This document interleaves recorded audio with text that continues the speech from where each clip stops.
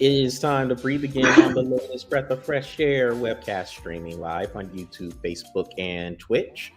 Let's get right to it. Patrick, so as y'all see, Patrick's with me, Charles, and we're going to take a different turn with this, Patrick. Normally, or at least for the last few weeks, we've been starting with the playoffs and some of the action that's coming from the NBA and the NHL in their respective playoff rounds. We will get to that momentarily. But first, let's start with the Tom Brady roast, Patrick. Woo! Yeah, let's get into this because apparently it got a little heated. It got a little heated. Tom Brady took a little offense to one of the jokes. I mean, above all the rest of the jokes that was being thrown at him. But he got at Jeff Ross, the host of the roast. Oh, yeah. Ironic. He got the host of the roast, and I guess he said something about Robert Kraft, and Tom Brady basically told him, "Don't say that S again." Now, look, I would love to get your thoughts on this because it's a roast. So there's not much that's off limits there.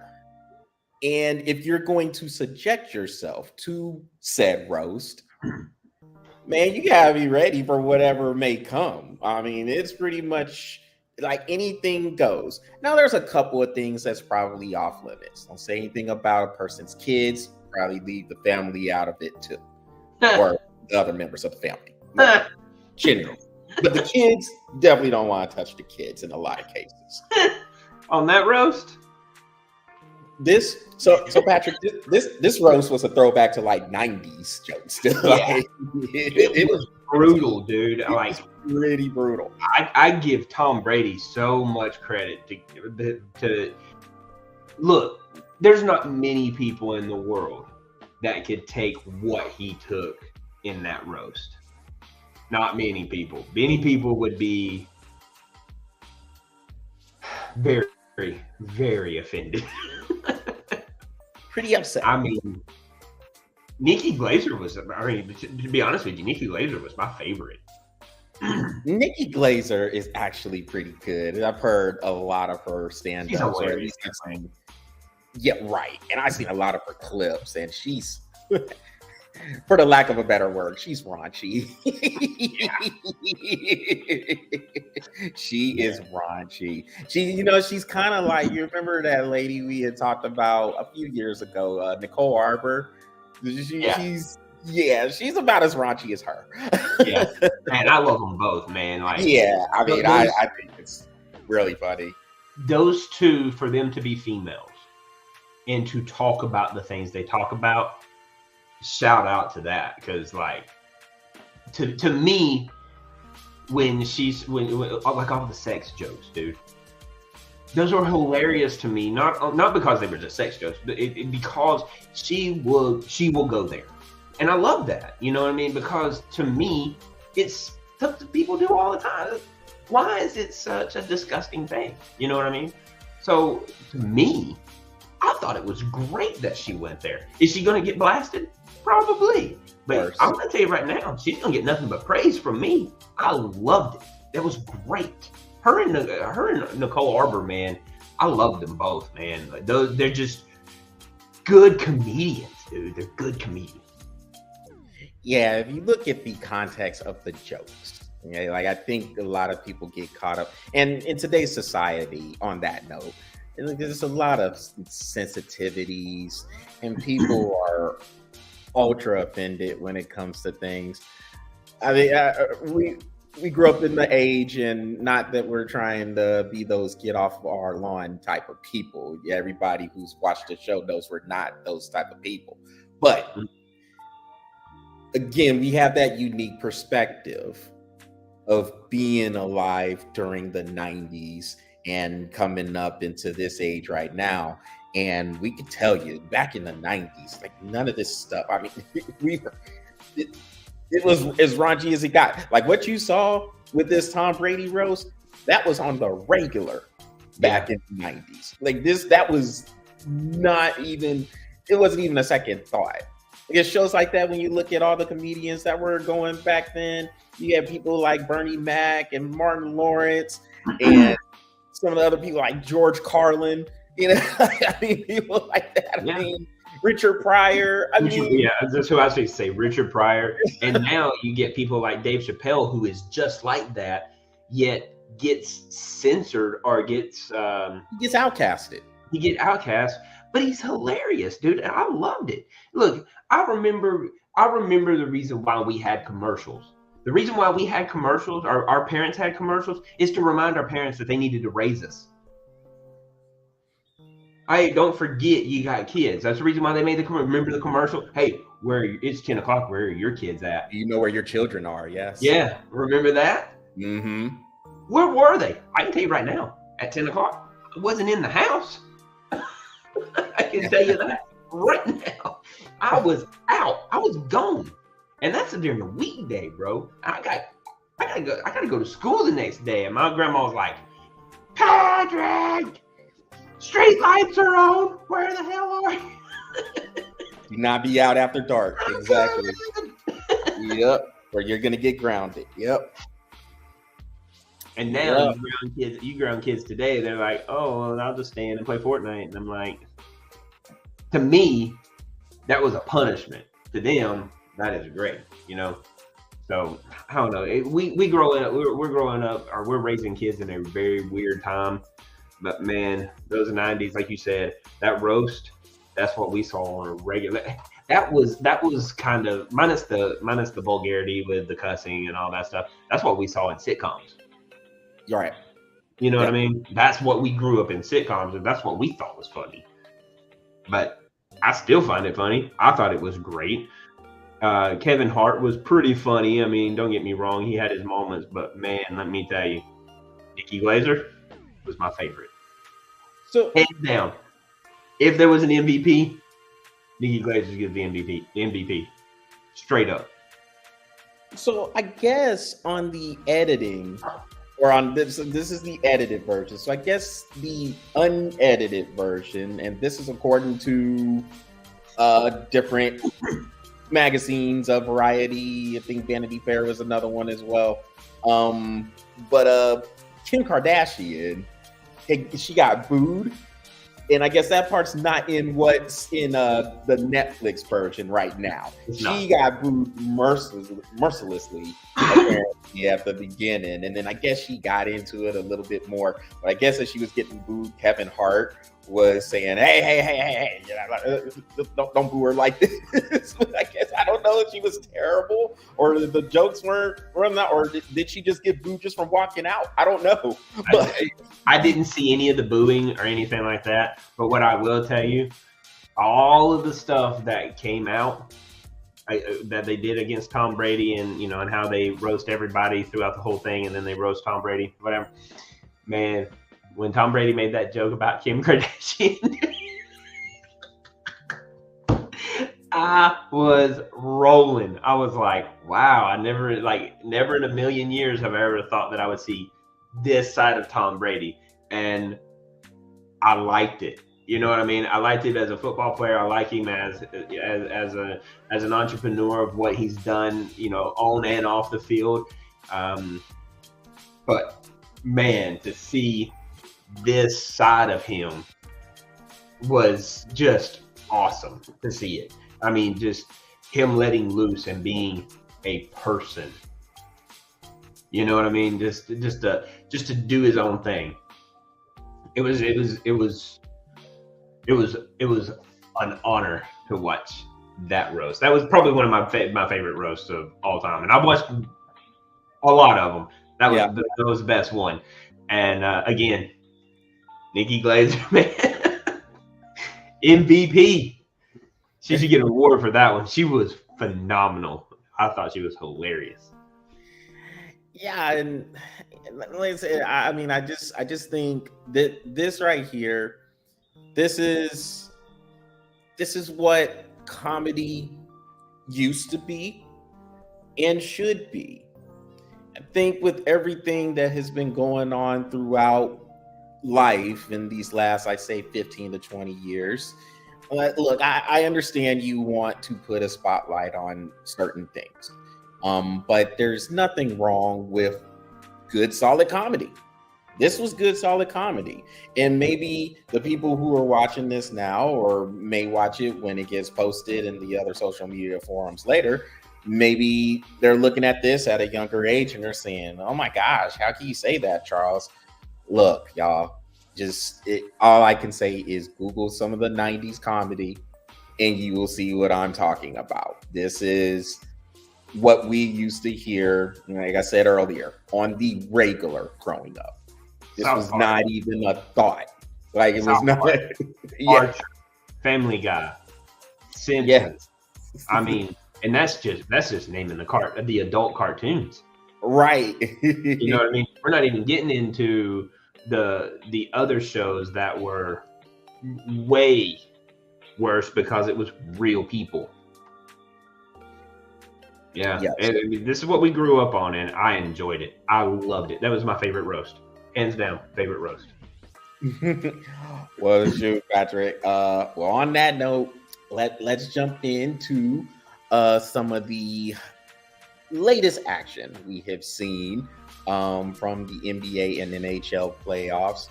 Now, we are in the second round or the semifinals in both leagues. And some of the teams who went out, yeah, we'll get on them later on because of the topic that we were going to talk about with front offices torpedoing some of these franchises. But in the NBA, we have the Boston Celtics playing the Cleveland Cavaliers in one of the only missed one. So you and Stan know I only missed one. Yeah, we didn't need no reminder. I mean, I knew. Yeah, you don't need a reminder, but all the other people need to know. I missed one. Yeah. But yeah, you got Boston and Cleveland playing, who did defeat the Orlando Magic in those 7 games, like you said. And in the other Eastern Conference semifinal, you have the Indiana Pacers playing the New York Knicks. The Knicks won game 1 Monday, so they're up 1-0. And then over in the West, you have Dallas, they're about to play game 1.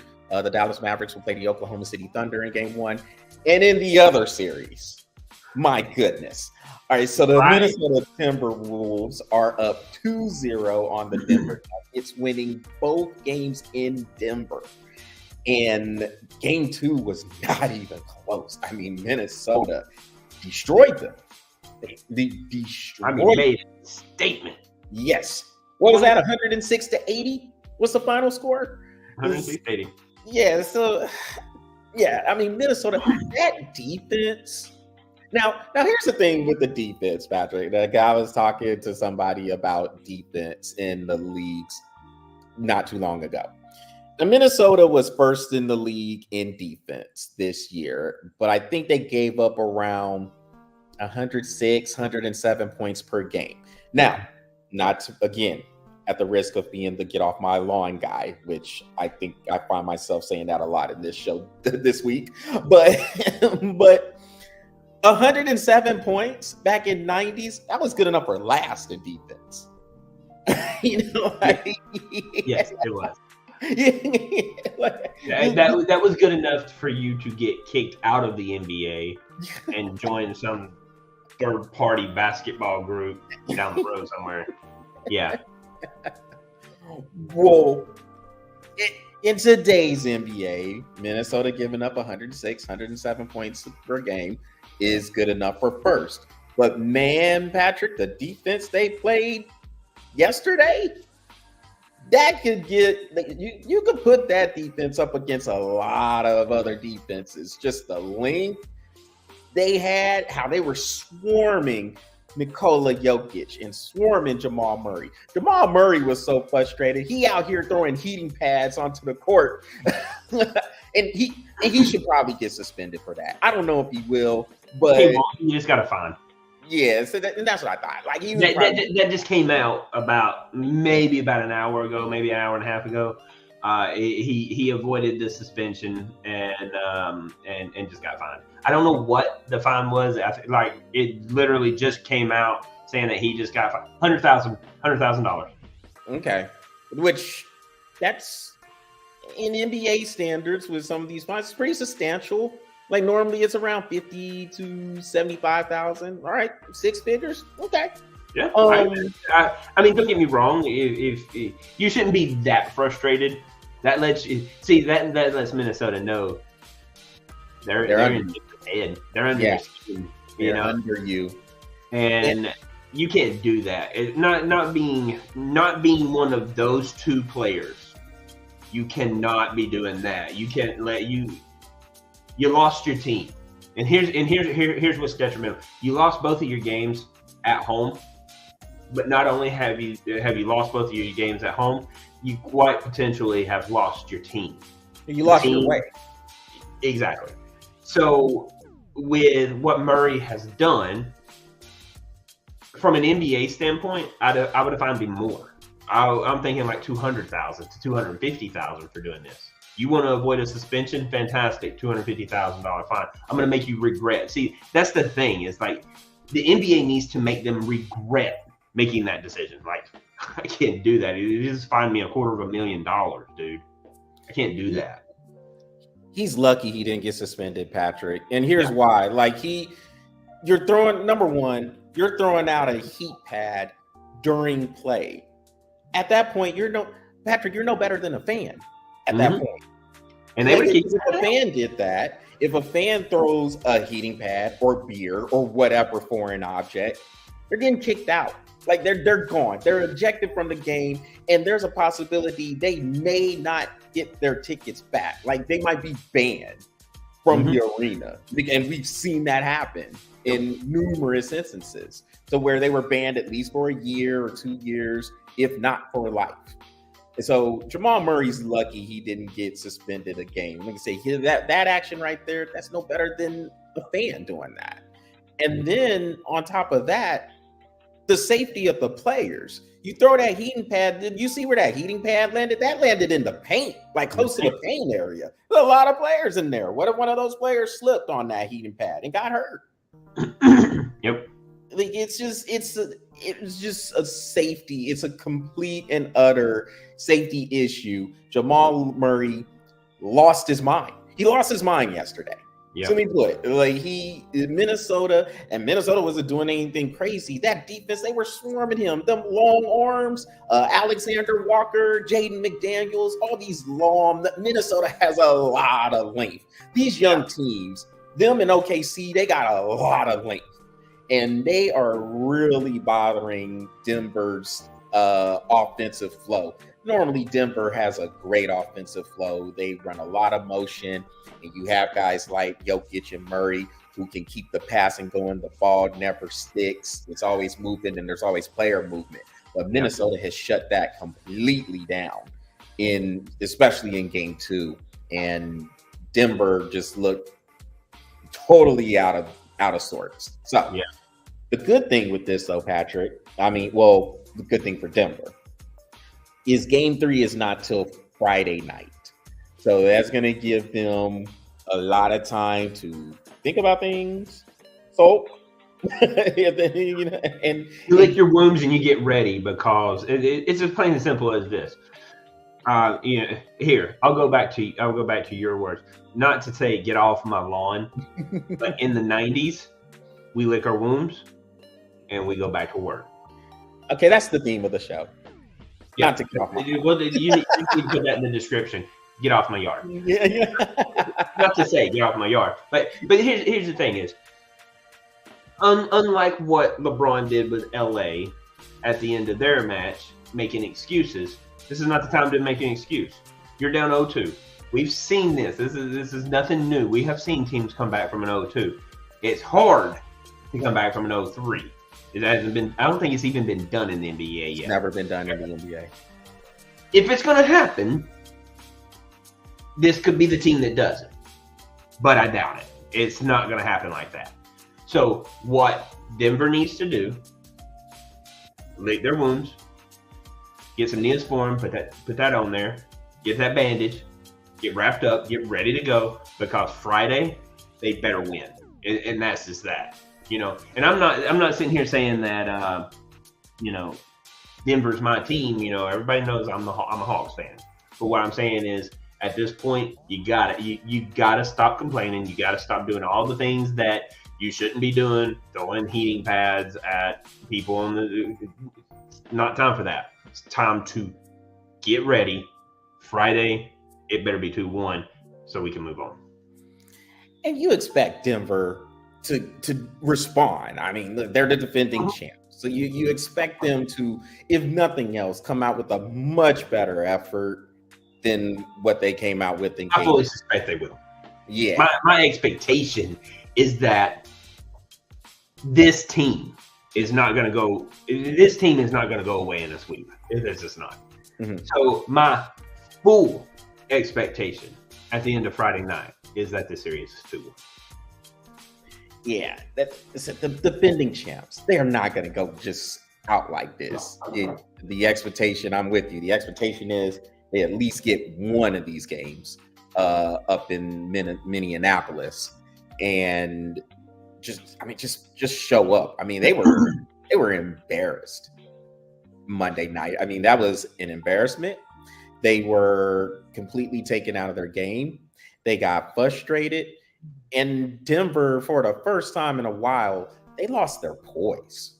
Yeah. They completely lost their poise. The coach, Michael Malone, you saw how he ran out there on the court after a couple of calls that was, I guess, missed. I mean, they had a couple of charges that they thought should have been called. But they're not missed. Let them play. They're not missed.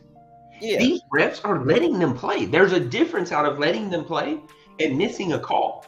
Now, if the call is blatant, they got them. They got the calls. If the call was blatant. But the thing is that they're not. And for the most part, they're letting them play. I can't complain with this. This is, again, here we are. Not to stay off my yard, but this is how it was played in the 90s. This is how it was played. And people are not used to it. It's as simple as this. Like I said earlier, you lick your wound, you get ready for Friday, and my full expectation is that Denver comes out firing. They make a statement of their own, and they win the game. It's 2-1. We're good to go. It's back in. They're back in the series. The thing is that here's the thing. Denver got pulled out of their game, but here's what's crazy is they didn't do anything different than what they did against LA. It's just this team in Minnesota is 100 times better. That LA team can't handle Denver at that level. So Denver played down to their competition. Their mindset has to come out saying, okay, this team is better. We need to play this team as they're better. And they should, and they will. And like I said, full expectation. Friday afternoon, Friday night, I fully expect this series to be 2-1. Yeah, Minnesota is playing at a more connected level. I mean, that defense, there was at times where it looked like 7 or 8 Minnesota Timberwolves were out there on the court. The way they were swarming at defense, the way they were just trapping and attacking Jamal Murray, because Denver runs a lot of the pick and rolls. And with Jokic and Murray, that's one of the most devastating pick and rolls we've seen in recent memory for sure. But Minnesota is swarming that. I mean, they are coming after it. And if somehow Jamal Murray or Jokic gets some sort of a slither of light, then they have the hype behind them. You got Karl Anthony Towns back there. Rudy Gobert, he didn't even play yesterday. And their defense was swarming like that. I mean, that's a 3-time Defensive Player of the Year. He might win a 4th. Did he get the 4th? He got the 4th. He did win today? They announced that today? So, 4-time Defensive Player of the Year. And he wasn't in there. And they were swarming like that. So, yeah, Denver's got some things to figure out. But I'm with you. They're the defending champs. They're going to respond. And I think, but now I do think also this long break in between games, best thing that can happen to Denver right now. I like if they were playing on a normal break, Not with that youth in Minnesota. Yeah. If it wasn't for a long break, that youth in Minnesota probably goes up 3-0. But I mean, and even then, I'm very hesitant to say that because again, this is the national. These are the champions of last year. These are the NBA Finals champions last year. Even on a short, I would say Denver's going to respond. Now, would they win? Would they win the series? I don't know. But game 3, Denver has no choice but to respond. Whether you get a short break or whether you get a long break, it benefits them that they got the long break. Don't get me wrong. Short break or long break, it don't matter. Denver has to respond. Period. There's no ifs, ands, or buts. You cannot go down 3-0 and not go down 3-0 to that team. So, anything on the other series that is catching your eye before we talk about the NHL a little bit? One thing, a couple of things. Like, so Boston is putting it on Cleveland right now. Fully suspected that was going to happen. I think they're gonna sweep Cleveland. I think they're going to sweep. I think this is a sweep. I think they're going to sweep them too. The only thing I got to say is this: unless Boston plays with their fluke, and then it might go 6 games, but they should sweep. I really don't think Boston is going to play with their food. I really don't. I really do think they're going to try to take care of business because here's the deal: if Boston takes care of business, they have an opportunity to be champions in basketball and in hockey. That's going to be huge for Boston. You know what I mean? So I really don't think 4 cities who have that chance right now. Yeah. New York, Boston, Denver, and Dallas. Yeah, Dallas. Yeah. Yep.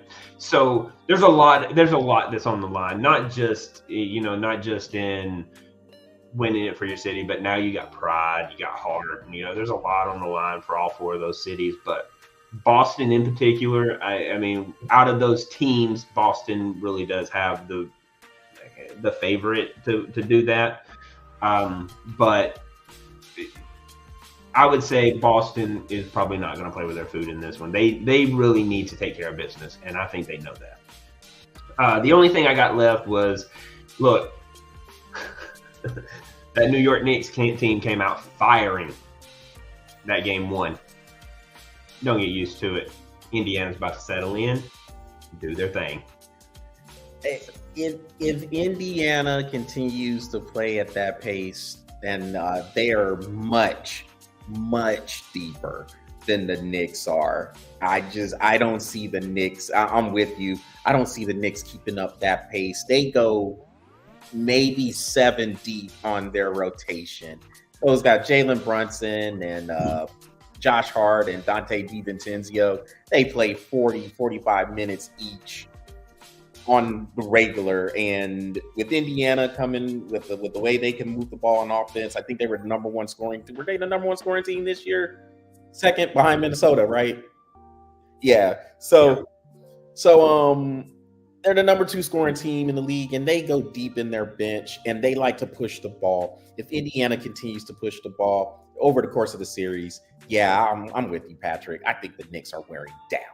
I think. Yeah, and you could already see it in the 4th quarter. Look, Knicks are going to keep up with them in game 2. I'm fully suspecting Knicks to stay with them. I feel Indiana does win game 2, but come game 3, forget it. New York's going to be too tired. I mean, look at what they had to do for their first round. Look at what they had to go through for that one. I mean, Brunson had to come out just, killing it. He's had 4 straight games of 40-plus points. Yeah, and he had, and New York has to have him do that. Indiana, on the other hand, they don't have to have that. Like you said, they're going. I think in the first series they went 9 deep, 4 off the bench, and they pushed. Look, you push that ball like that, I don't care who you are. Eventually, the other team's going to get tired, especially if they can't keep up with the rotation. And New York can't keep up with that rotation. They were able to do it in game 1, but they also had 3 or 4 days of rest. You're not going to get that moving forward. So I'm going to tell you, New York got game 1. I think Indiana takes the next 4. Yeah, I'll give them 6. And the reason why I say 6 because I think there will be a stretch where there will be an extra day of rest. I can see the Knicks getting that game because of the extra day of rest. Yeah. But I know. Pacers to take it. Sweep in Cleveland. Pacers in 5. I'm still good with Denver in 7. And who was the other one? The Thunder Dallas and OKC. Dallas and OKC. I'm probably going to take OKC in 6. Yeah, and I think it's the same thing in the OKC series with Dallas as it is with the Pacers and Knicks. I just think OKC with their depth and their ball pressure and the way they push the ball, I just think eventually it'll be too much for Luka Doncic and Kyrie Irving and the rest of those guys on Dallas. Even though Dallas has gotten markedly better, they're definitely better defensively. They have more of a rotation than they had before. Well, Luka's finally getting back down the court. Yeah, and look, and that's another thing. Look, Luka and Kyrie are actually playing a little bit of defense. Go figure. I know, right? It's amazing what happens if you put just a little bit of defense in a basketball game on how the difference will make. I mean, we were talking about Minnesota. Look, they let Denver, that high-powered scoring offense of Denver to 80 points, not to go back to don't get on my backyard or something. Look, that team would have been number 1 in the 90s on that defense. If it stayed like that throughout the entire season. Year. Yeah. You know what I mean? So, look, I mean, don't get me wrong. I'm a huge fan of the 90s and growing up in that era, but I'm also a huge fan in this era too. Don't get me wrong. I like the little bit more of the offense side of it. But here's the deal is that the offense has just gotten so much better. It's really not that the defense has completely fallen off. It's just the guys just don't feel like they can play defense based on what gets called. Well, if you're not calling it and the refs are letting you play, hey, you're going to see a lot more contested shots. You're going to see a lot more, reaching for the ball. You're going to see a lot more of that instead of taking charges. You're going to see contested shots, and that's what we want to see. I mean, to be honest with you, you do this, I'm watching. You go back to the other, I'm kind of done. I'll catch it on the highlights and we'll see where it goes. Other than that, if you're letting them play like this, I'm watching. But guess what? So is everybody else. They like this type of basketball because basketball is meant to be competitive, not all this crap that you've been seeing in the past few years. The rules dictated more toward the offense as well. You can't do the hand checking, the hard fouls. They're going to call a flagrant foul, and it's all these different iterations of the rules where it comes to, well, did he wind up? Was the intent there? And it's just all this stuff that complicates things. And I can't stand the word complicated. Yeah, I can't stand that word because I just feel complications only happen because people make them that way. Yep. I don't believe anything should be as complicated as it turns out to be. But I don't want to get on any rants. With that, we'll just go on to the NHL. Because Patrick, we've had rants about that before. So. Oh, and we'll go on. We'll go on. Hey, look, remember that rant I went on about Peyton Manning and then Papa John's? Yeah. Yeah. Do it. I will start a rant on something else and rant about something else later. All in that same rant. Don't get so. No, I know what you mean. Okay. Well, Patrick, look, let's jump a little bit into the NHL playoffs because, again, and look, I have said this before, but I think it is worth saying it again. If you can go to a playoff hockey game, it is one of the best environments, if not the best environment you can visit or be in sports. Not just like in sports. I don't care what the sport is. I don't care if it's a soccer game. Like if you go to a soccer game in Europe or in South America, that's a blast to go to as well. I mean, NFL games a blast. I had a great time at the one I went to. Yeah, I mean, I didn't even watch the game. Look, you don't even have to be in the stadium. You just go to a bar. Like if you're in London, because this happened to me one day. If you're in London and that city shuts down because the national soccer team is about to play, you know how serious they are about soccer. So the whole country shuts down. Yes, I mean it's amazing. Like that's an amazing environment too. But man, a playoff hockey game, so fun to go to. And these playoffs, I don't know how much you have caught, Patrick, but these playoffs have been fun. I mean, overtime games. You had like with basketball, you're in the second round for the NHL. You had 2 Game 7s in the first round. The Boston Bruins beat the Toronto Maple Leafs in overtime. Phenomenal. Yeah, it's really yeah. They come out of nowhere. Yeah, that was sweet. Yeah, I was catching. I caught that one live. I was like, "Whoa!" I did too. As soon as he had that breakaway, I was like, "Boston second round. Let's go. Let's go." And sure enough, Pasternak hit that goal in. Man, I was like, "What a shot!" I watch more of the hockey than I have the basketball. Don't get me wrong, because you know me, like baseball is my first sport, hockey's my second sport, football is my third sport, and then after that it's just like filter in where you get in. You know what I mean? But you know me, I've been, even with the playoffs in hockey, I'm still watching more college baseball than I am anything else. Mm-hmm. Man, how about Texas A&M? What'd that tell you? It's legit, isn't it? Yeah, he's pretty good. I mean, because I caught bits and pieces of that game because they were actually playing against LSU at that time when the Toronto Boston hockey game was on, and yeah, that dude's pretty good.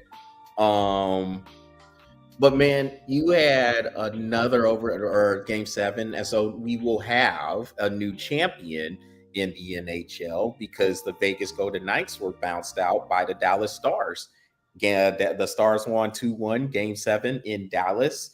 And now these series, so Patrick, correct me if I'm wrong on this, but all 8 of the teams that are remaining, they all had 100 points or more in the regular season, right?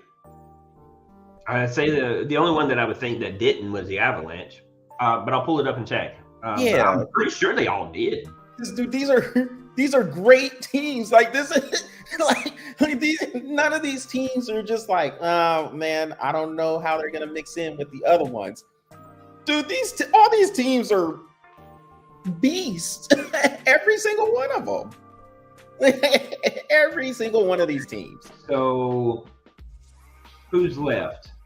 So you got Dallas, Colorado, Vancouver, and Edmonton. So you got Dallas at 113, mm-hmm. Colorado at 107, mm-hmm. Edmonton at 104, so that's them. And then you got Panthers at 110, Boston at 109. Where was Vancouver at? Vancouver 109.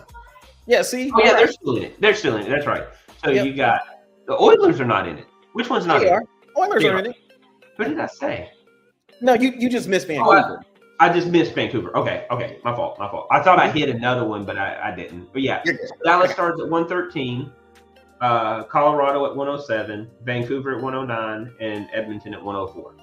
And then in the Eastern, you got Panthers at 110, Boston at 109, and then Hurricanes at 111. Who's the other one? The Rangers. 114. Yeah. So one of them is over 100. All 8 of those teams are over 100. So those great teams, dude. There is no weak link here. Period. No. There's not a team in there. Like you have all these teams who are over 100 points, and then you got someone with 90 who had 90 points, barely getting in. I mean, this is a loaded Loaded field playoff. that is left in the NHL, and legit, all 8 of these teams can win it. All 8 of them. I don't think there's none of these. Well, I don't know about them. No, all 8 of these teams are capable of hoisting Lord Stanley's Cup, and you can't go wrong with picking any of them. No, I mean. That Rangers Hurricanes series. I mean, to be honest with you, all 4 of these series are going to go 7 games. I mean, I would be surprised they don't go 7 games. So if somebody wins in 6, I'm going to be like, whoa, they're legit. Like, they're the team. Like, yeah. But no, every one of these games, all 4 of these games will go 7. They have to. None of these teams have any quit in them. I mean, look at when with the Maple Leafs. I mean, look at what it took Boston to beat them, and the Maple Leafs scored over 100 points this year. Mm-hmm. You know, and so there's not many teams that made it to the playoffs that didn't score 100. You know, more than half of the field scored over 100 points. You know, so I mean, and even if you didn't score 100 points, it still took the team 6 games to beat you. Yeah. So. Even though you didn't score 100 points, the field is still loaded. And my personal opinion, like, you know, I've had my picks throughout the hockey, and all my picks won, except for the Hurricane Islanders. I had the Islanders win and not the Hurricanes. Oh. But that was the only one, and Hurricanes just totally annihilated them. But everybody else I picked, they won. Here's the thing: is like, even before that, all 16 of those teams could have won. It's deep. I mean, because I said, like, the Golden Knights were the last seed in the Western Conference, and of course, they're your defending Stanley Cup champs, or were. But that took 7 games. And Dallas needed 7 games to beat them.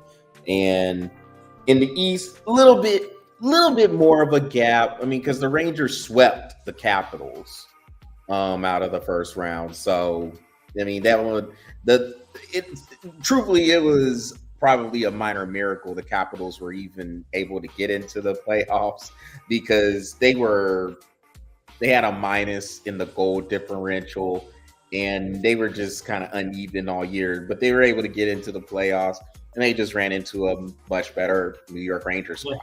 Right into the buzzsaw. Yeah. I mean, honestly, I didn't see the Rangers like sweeping them like that. I thought the Capitals would get 1 or 2 maybe, but no, that Rangers team was they were just strong. I mean, they got all. And here's the thing with the Capitals: they penalized themselves way too much. And I don't even know what the stats on that was, but I know every time I flipped it over there, I swear I thought the Rangers were in a power play. Every time. Yeah. I mean, every time I flipped it over there, I was like, where is the other freaking Capital? Where's he at? Sure enough. He chilling in the penalty box. In the penalty box. That was his job. You know, I'm like, you should be out on the ice, and this is how your job, this is how you're getting paid. I mean, every time I flipped it over there, I as a matter of fact, after game 2, I stopped watching it because the Rangers were. At that point, I was like, Rangers got them. I mean, Capitals just could not score, and Rangers just dominated them. Nothing else you can say about it. Shoot. Well, Patrick, before we hop on out of here, let's spend a few minutes. Oh, and by the way, if you have not watched the NHL playoffs, enjoy those. Just check out a game. Either one. I don't care what the series is. Just watch. I promise you'll watch another. Yes. That good. It is going to be that good. This is probably going to be the best 4 game series right here. These are going to be the best 4 series I have probably seen 5 years, 5-6 years. This is going to be the best. This will be the best time to watch hockey. And if you don't understand it, get on this forum and send. We'll tell you. I'll tell you how the game is played. Look it up. It don't matter. I don't care. Watch the game. Just watch one. Well, so Patrick, before we hop on out, let's spend a few minutes on front offices torpedoing their respective franchises and making them look garbage. So we got there's a couple in the NBA in particular. I'm talking about, well, okay, there's a whole host of them, but definitely the Milwaukee Bucks, definitely the LA Clippers. So these two teams, they went out over the weekend. We gonna throw the Suns in there too? Huh? You're gonna throw the Suns in there too? Yeah, we kind of hit the Suns up, but yeah, you know what? Let's beat up on the Suns some more. Yes, hit them again. All right, so yeah, we hit them up a little bit last week because we were talking about the old guard going out. But in terms of the front offices and how they have just messed that team up, yeah, we'll go ahead and throw them in there too. But so this is what I don't understand when it comes to these franchises, particularly in the NBA, because the NBA is more individual player driven than a lot of the other sports out there. Yes, in the NFL, you have the quarterback who gets a lot of the shine, but it's widely understood that's the ultimate team sport, even though the quarterbacks get all the glam. We know there's 11 players out there who got to work as one on each side of the ball. So that's widely understood. But in the NBA, you get a player, and in this case, with the Milwaukee Bucks, we're talking about Giannis Antetokounmpo. And then with the Clippers, you have Kawhi Leonard, and then you have Kevin Durant. He's gone everywhere, so I don't even know if you really want to count that, but we will for this context. You get this player here, and you decide you want to do everything you can to try to keep them. So instead of getting younger players to build around them and letting those players develop, those young players all of a sudden become trade assets. And you want to bring in said quote unquote, big name. So Milwaukee, we know what they did, bring in Damian Lillard in. The Clippers, they traded a whole bunch of people to bring in Paul George. And then they made something like a kind of a similar trade to bring James Harden in from the Philly 76ers. And then Phoenix, all right, they traded all these people to get Kevin Durant. And then they traded some more people to get Bradley Beal to join Devin Booker. All these teams out like with a thud in the first round. The Suns got swept by the aforementioned Minnesota Timberwolves. Milwaukee went out. Oh, by the way, with said trade. Yeah. Coupons, I guess. Yeah. so coupons now.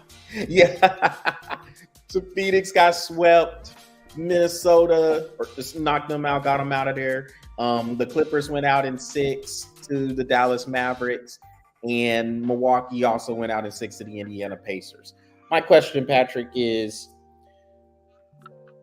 if you're the front office, what is it? Like, what are we looking at here? And what are we trying to do? Now, they'll tell you they're trying to win. And I can see, like, from the optics standpoint, if you get said big name player, that you can make that argument that you're trying to win, but you're not looking at the fit. Like the fit that player is going to have on the team, it's not there. And I'm just wondering, what is the front office looking at? Besides, like, to me, it's dollar signs. But what do you think? Well, you said it. It's about dollar signs. What's it? Look, let's take these three teams that you mentioned: the Bucks, the Suns, and the Clippers. All right. With those three teams, what is it that are they really looking for a championship? That's what they say they are. Oh yeah, we want a championship. We want to win. Hell, I will say this. I agree with them. They probably are saying that to win.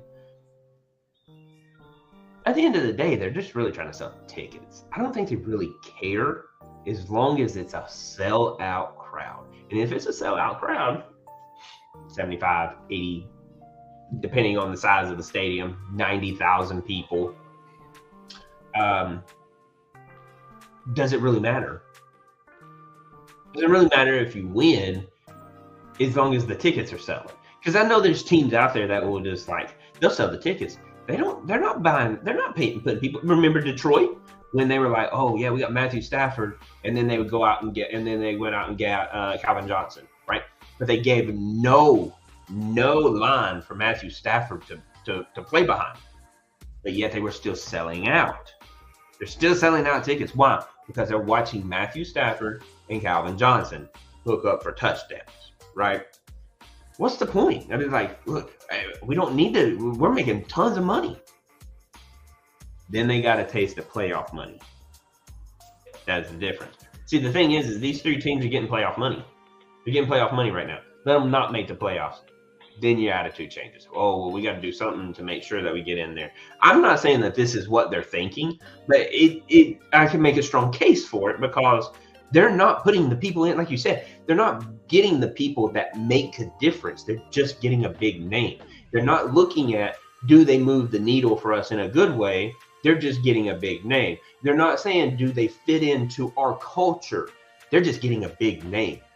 And at that point, all I can say is you're either A, just trying to sell tickets, or B, you're just trying to have their best friends play basketball together. And if that's the case, just go down the street and do a pickup game and get it out of your system so that when we do get in the playoffs, we can whip some ass and make some money and put some jewelry on our hand. How about that? That's what I would like to see. You know what I mean? So when I look at the whole thing, it's like, I mean, let's take the Bucks. I can tell you right now, I'm not signing Damian Lillard. I'm not. He's a phenomenal player, but he doesn't meet my culture.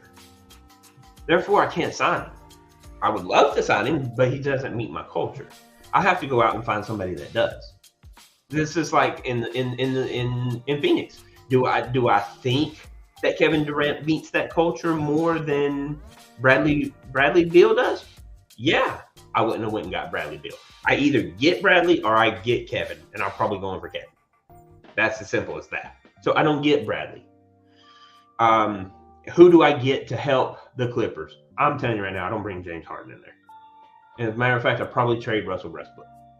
I cut the team. If we're looking at that, yeah, absolutely. I cut 11 people. I get them pulled out. I look at Kawhi Leonard and I say, this is what we're gonna do. Well, I won't. So this is what we're gonna do. Well, I want Paul George. This is what we're gonna do. That's it. Well, Patrick, number one, you need to have a conversation with Kawhi Leonard and tell him to stay healthy. And then that's one thing. True too. Maybe we just cut 12 and start over. Look at what. Hey, remember the Atlanta Braves done it? They cut everybody. They had 40-man roster. 5 years ago, we only had 2 people on that team. They cut out everybody, rebuilt the farm system, put a team on the field, and was like, let's see where this goes, and we'll know what we need to build from there. And it panned out to be a really good system. And then it wasn't much work. Hey, look, maybe do that in Cleveland. Be like, look, everybody's for sale. Texas Rangers did it too. Texas Rangers did it. Remember when Baltimore done it? I mean, we could go down the list. Arizona done it. Remember when the Dodgers done it? I remember when the Dodgers done it. Yeah, everybody is like, at a certain point, you just go, you know what? It's not about the big names. It's about who's going to get me in. And who's going to put some jewelry on my digits. Get them in here. And like you said, Patrick, if you're going to get the big names, okay, that's one thing. I understand if you want to get the big name. But again, is this big name that you're getting, is he going to make a difference? Like, is this guy going to put you over the top? Like if you were at a level, let's say you're getting to the semifinals or Eastern Conference semis, you can't quite get over the Eastern Conference semi threshold.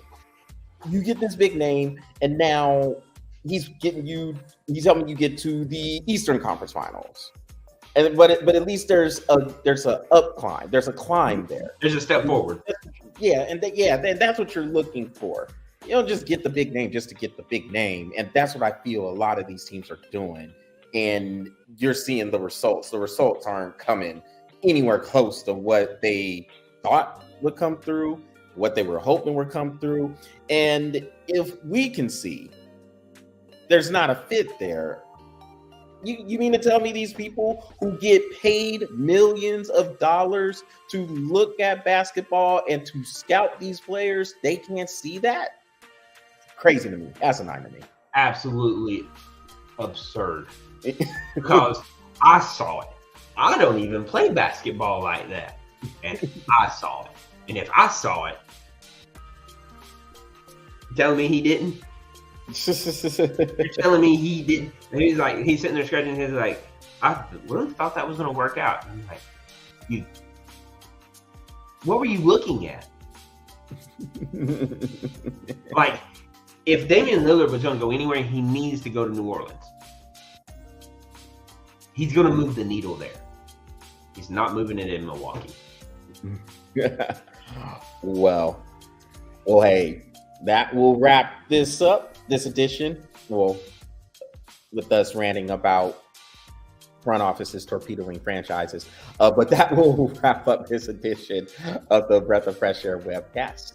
Y'all make sure y'all visit the Breath of Fresh Air YouTube channel, smash that subscribe button, and follow the Breath of Fresh Air Facebook page. Patrick, plug for Bro Epic.